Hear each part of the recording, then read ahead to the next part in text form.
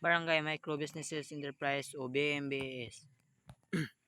Ang mga BMBS na may kinalaman sa produksyon, pagpoproseso o pagmamanufaktura ng mga produkto o kalakal, kabilang ang pagpoprosesong pang-agrikultura o agro-processing, pangangalakal at serbisyo na ang kabuuang assets upang aari maliban sa lupa kung nasaan ang opisina ng negosyo, planta at mga kagamitan,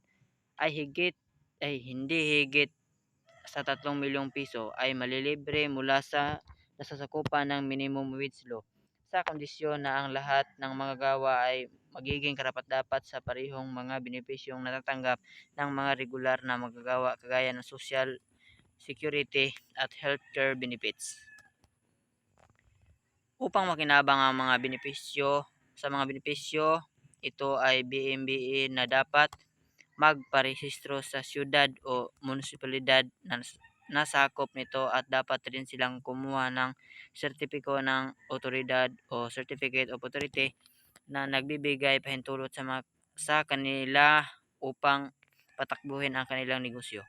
Ang mga manggagawa at may-ari ng BMBE na dapat magkasundo sa kung ano ang katanggap-tanggap na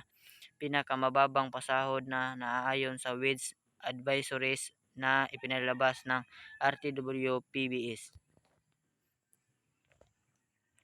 Pinakamababang pasahod sa mga manggagawang binabayaran ayon sa natapos na trabaho o worker pays by result. Ang lahat ng mga manggagawang binabayaran batay sa natapos na trabaho kabilang ang mga nagtatrabaho sa bahay at iyong mga binabayarang por piraso, pakyaw at iba pang trabahong walang oras ay dapat tumanggap ng hindi bababa sa minimum na pasahod na nakasaad sa ilalim ng Regional Wage Order para sa normal na oras ng paggawa na hindi lalagpas sa 8 oras bawat araw o bahagi nito. Ang pinakamababang pasahod ng mga manggagawa na binabayaran ng ayon sa natapos na trabaho ay matutukoy sa pamamagitan ng pag-aral sa panahon ng nagugol sa gawain o sa pakikipagsanguni sa mga kinatawan ng mga organisasyon ng mga manggagawa at magpagawa sa isang tripulante na ipinatawag ng kalihim na Department of Labor and Employment o DOLE. Thank you for watching.